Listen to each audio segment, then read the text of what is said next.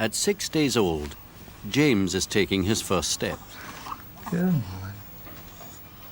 Yet he can't support his own head, let alone his own weight. But he does have a walking reflex, which seems highly coordinated. One leg moves after the other. The hip, knee and ankle joints all extend together. The average human baby will achieve in about a year what it has taken the human race millions of years of evolution to accomplish: the ability to move about on 2 legs.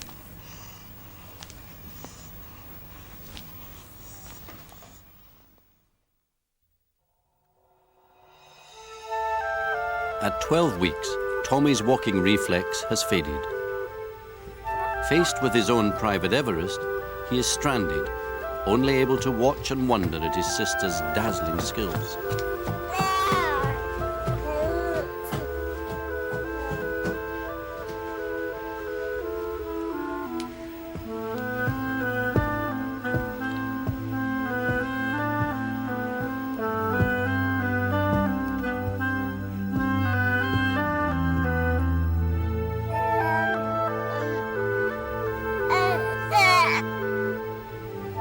The human baby is the most helpless of infant primates.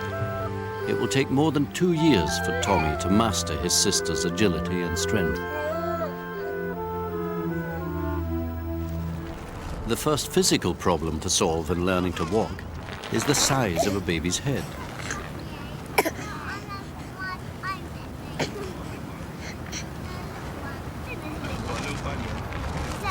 Tommy can't look up at the kite, even if he wanted to. Compared with the size of his body, Tommy's head is twice as big as an adult's. He can start to bring the world into view and choose what he wants to see, but only for a moment. Despite his arduous push-ups, the only way he can glimpse the kite is if it comes down to meet him.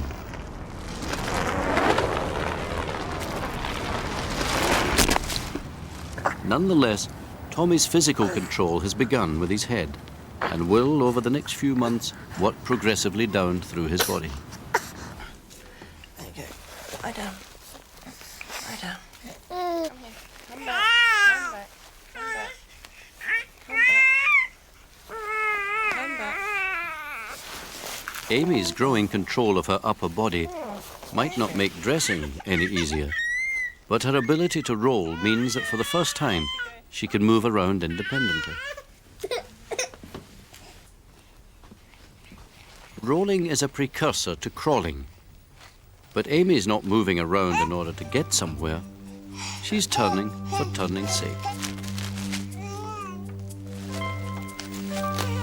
And that can be a risky business when she has no sense of what the consequences might be.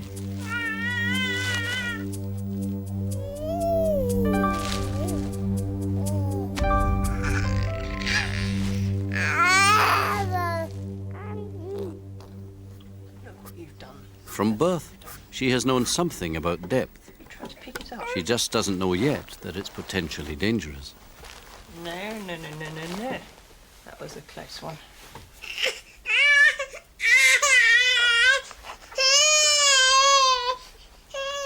No grumbling.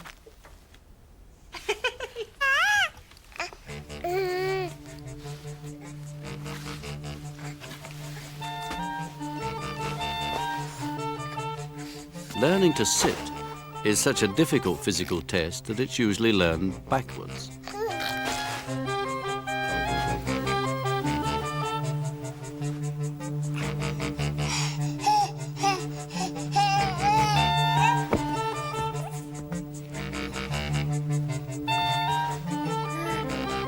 Babies can sit up briefly before they can get themselves into a sitting position.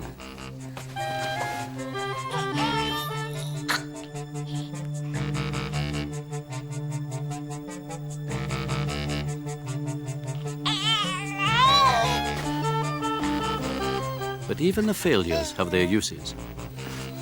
Amy's frustrated attempts to sit have left her in a natural crawling position. Important data for later on. Sitting is a watershed for young babies. It means they've acquired the muscle power needed to balance their own bodies. And for the first time, their hands are free to explore the world from an upright human position. Sometimes an object of desire can seem so close and yet so far away. Taffy is only a short distance from the tower, but she hasn't worked out the mechanics of crawling. She gets onto all fours, but then she's stuck, her legs trapped beneath her body. In an effort to get closer, she gets further away. Crawling backwards is partly caused by her heavy head. And because physical control is still working its way down her body, her legs aren't as strong as her arms.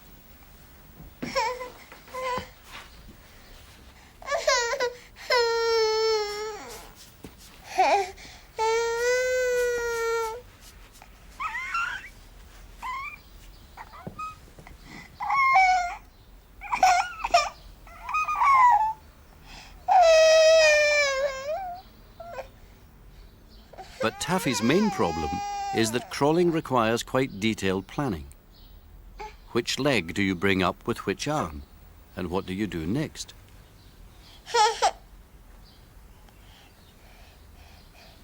Get it wrong, and everything goes into reverse.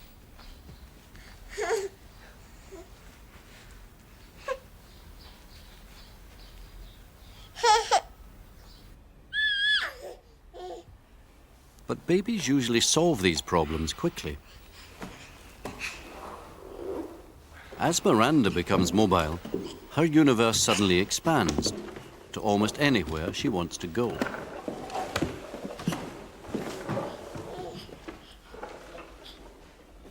She's devised her own way of getting around, a kind of sea lion crawl, specially adapted to deal with slippery wooden floors.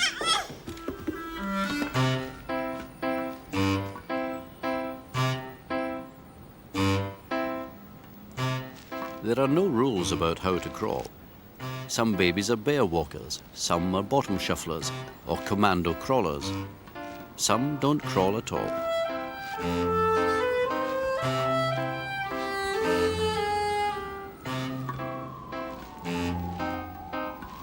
This variety underlines an important aspect of human development. Babies are not totally pre-programmed. They learn and adapt through experience. And this learning involves more than simple imitation. Otherwise, why do babies learn to crawl at all? It's clearly not something they copy from grown-ups.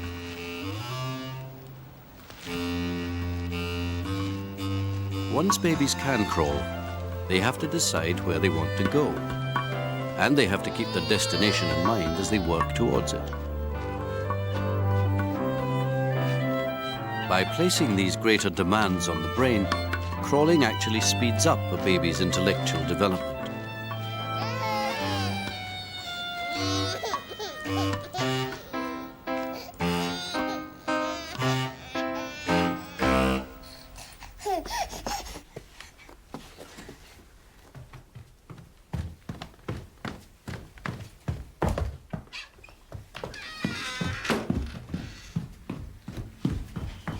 Amy is now getting around the house easily and is quick to seize an unexpected opportunity. If she had the same lack of fear she had when she was rolling on her changing mat, she would be exposed to almost constant danger.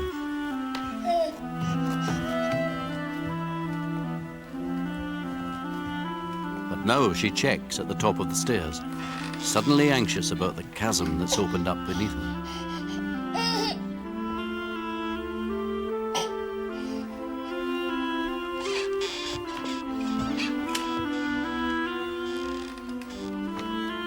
Human babies have evolved to acquire a fear of falling about 2 weeks after they begin to crawl.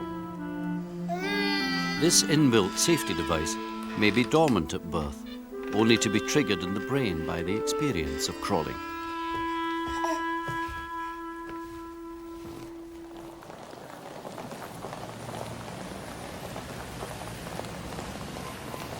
crawling marks the beginning of a different kind of exploration.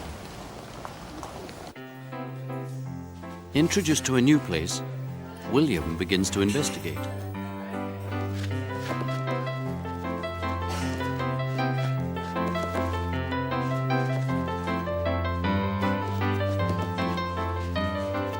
He maps the room, making forays into its furthest corners.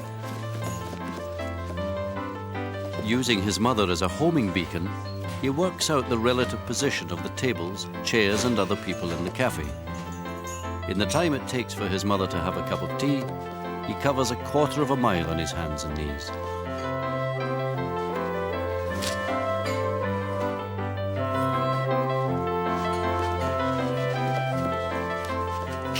Exploring in this way will give him a growing sense of his place in the wider world as he pieces his fragmented maps together.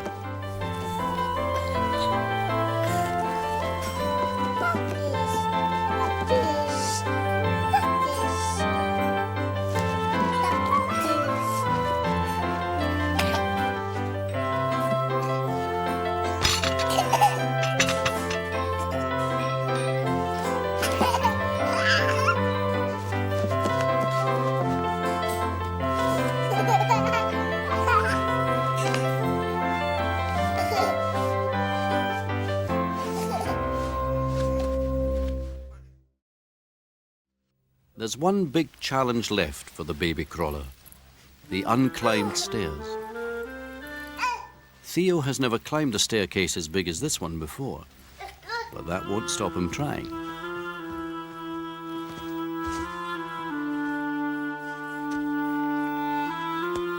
So long as he doesn't look down, he's able to manage his fear of falling and head for the summit.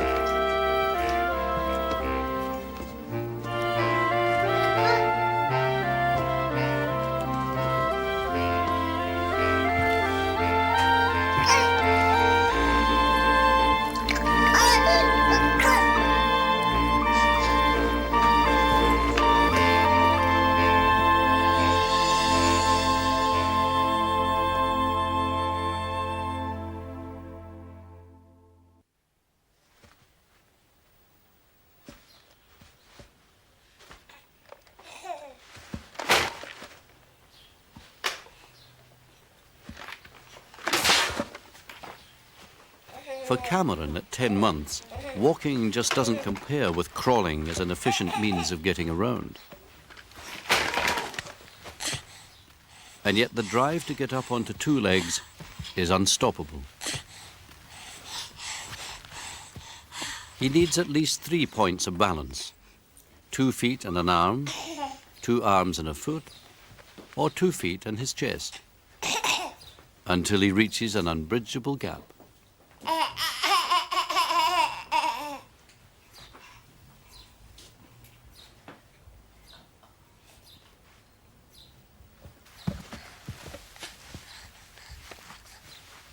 For all its pitfalls, cruising brings more of the world within his reach.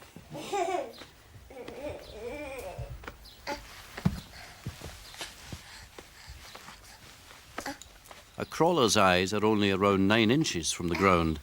Cruising brings that up to 20 inches or more.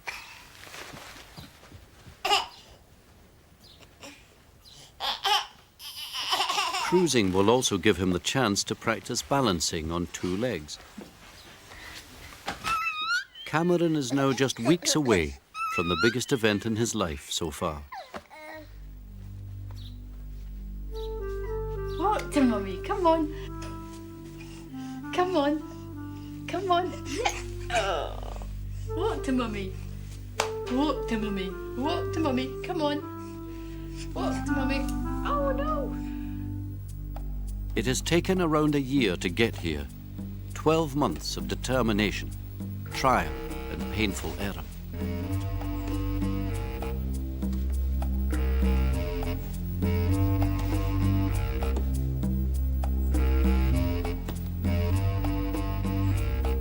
Walk to Mummy. Look. Oh, walk to Mummy. Walk to Mummy. Come on.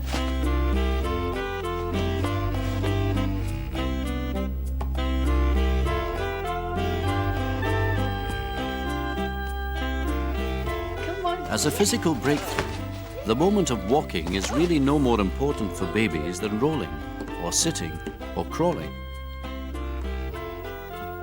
But its significance as something which makes them uniquely human is clear to everyone. Come on. And parental encouragement speeds them on from faltering single steps to independent walking.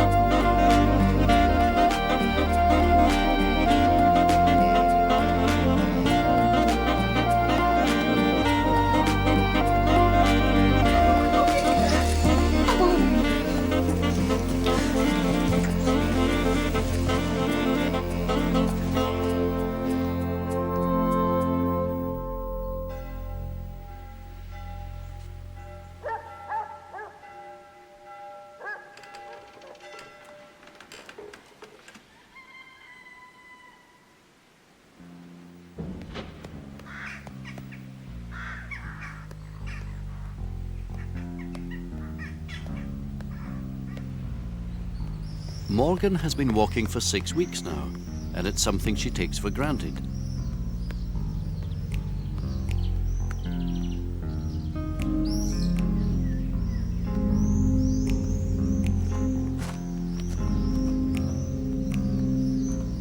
In fact, she still has a long way to go before she is fully competent. Her lack of foot arches and a duck-like gait are big obstacles to efficient walking. And her sense of balance is still not refined enough for her to tackle more than the slightest of gradients.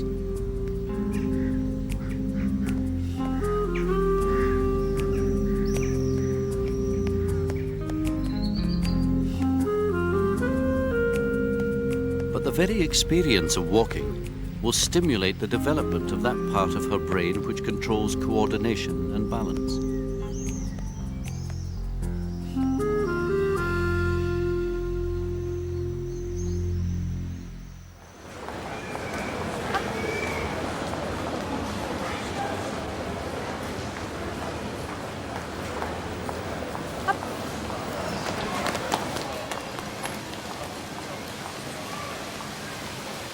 Seven months after taking his first steps, Nicky has lost much of the awkwardness of early walking.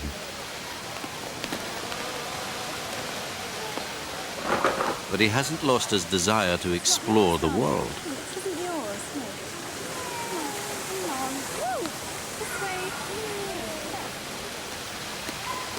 He rarely uses walking simply to get from A to B without checking out the rest of the alphabet first.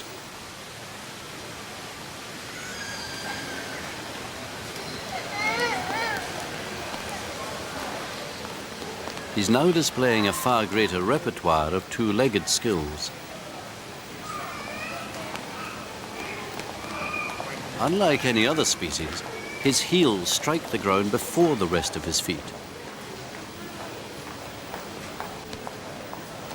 His joints move more flexibly. His foot arches have developed, and he's lost much of his awkward gait.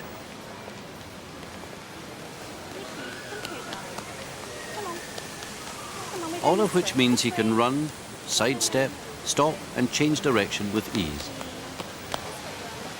His new skills leave him spoilt for choice, and he can't resist going anywhere and everywhere.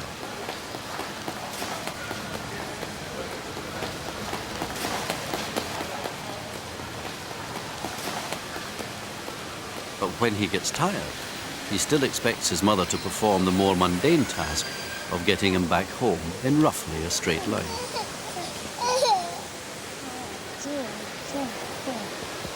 We want to go shopping. At just over 2 years old, Casper has been walking for more than half his life.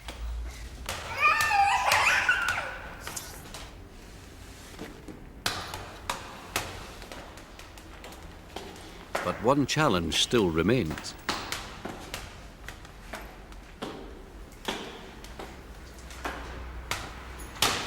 Walking downstairs demands far greater coordination and balance than climbing up.